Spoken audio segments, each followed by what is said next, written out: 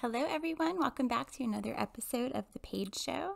I cannot help but start laughing when these ideas come to me to record because Spirit knows exactly how to reach me, and I had the theme of the song for Married with Children in my head.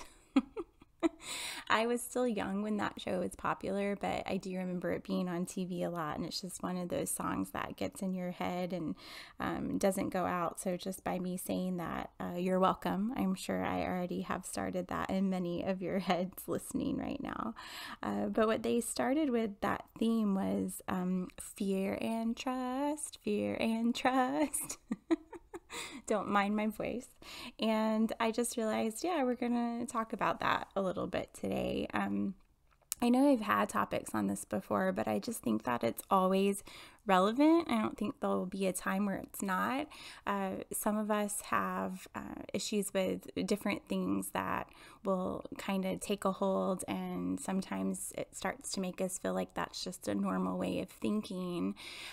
And fear and trust are some of those topics that can do that to you. You can get so caught up in trust issues or lack of trust, and having fear around certain things and movement in your life that you begin to feel like that's just normal. You don't even realize maybe that you're in a place of trust or fear issues. And I am speaking for myself on this one. Those are probably my two biggest battles as far as what I go up against in this life and this work, and just really trying to find my way through. I know that, I identify that, but it also still surprises me sometimes on when I sit with myself and really start to assess where feelings are coming from. It surprises me that those things still come up. It really shouldn't, but it does. And so maybe some of you can relate to whatever it is. Maybe it's not fear or trust for you, but what we talk about today could still help with whatever your word is or words are. So fear and trust, I feel like a lot of it goes together. Again, just my opinion, but I've seen in my life that times where I have really trusted, really gotten into a good flow of that. We'll talk about my spiritual work here. Stepping into your own power, your own destiny, just feeling like you're in the flow of life. It's easy to trust. And so I've had many periods in my life where it's been easy to trust.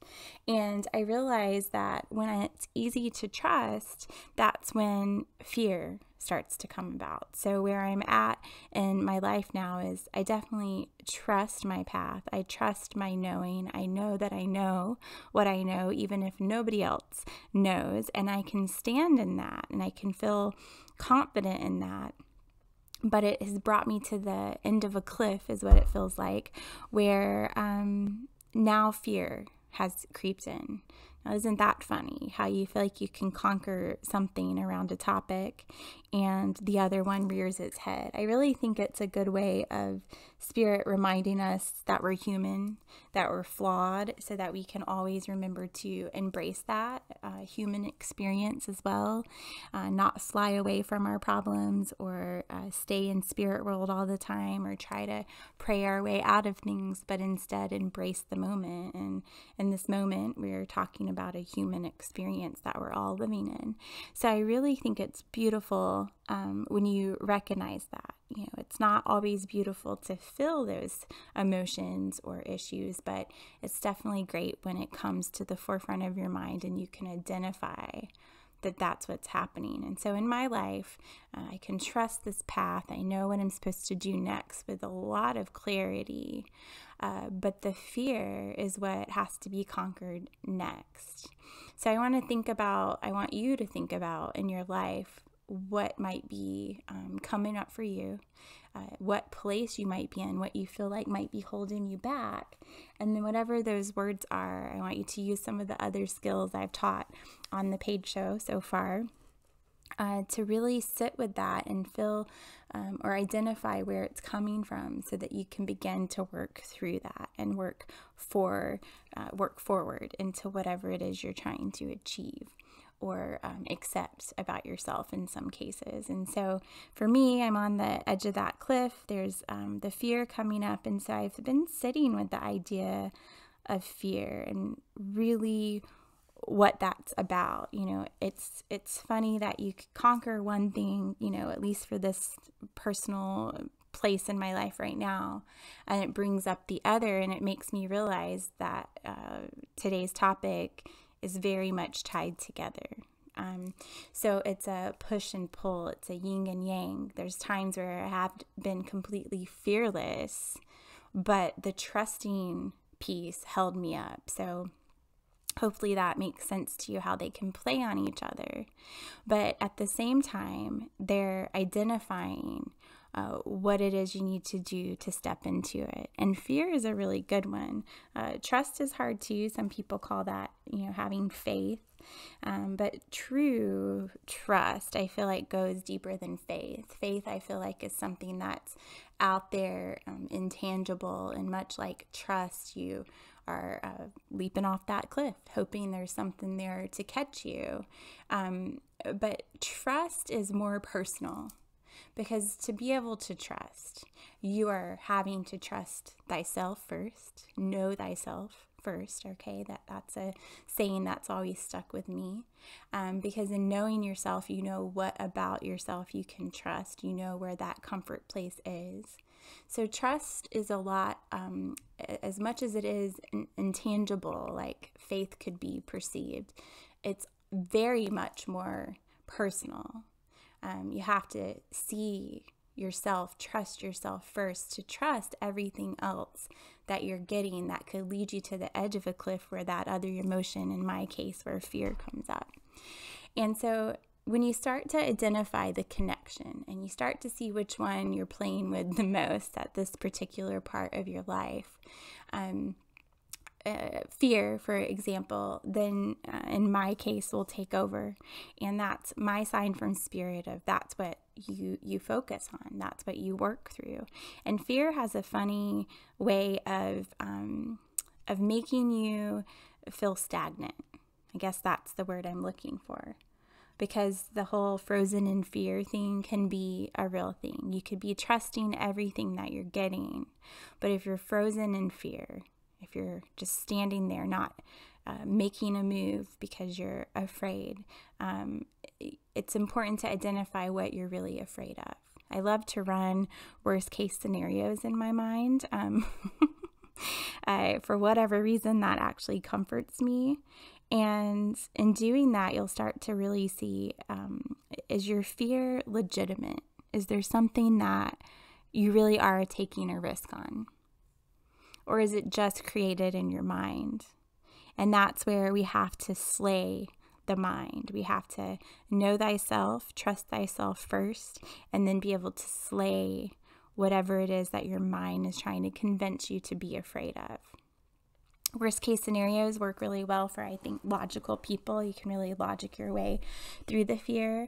I am kind of a hybrid, so dependent on the situation, I can really be logical, or I can really be emotional. And so for emotional people, fear can be a little bit more overwhelming because you're actually feeling it. You know, you're not just sensing and knowing that that's what's happening. You can't just identify it. You actually feel that. So you have to process through all of that.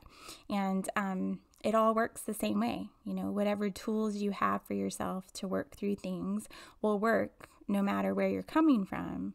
But it's that first identification of what it is. So whatever you have to do to figure it out, figure it out. That's my advice. Whatever your coping mechanisms are, use those. And fear is the one that I feel like we have to get a grasp on first. It really can taint everything else. But at the same time, there's another beautiful side of fear.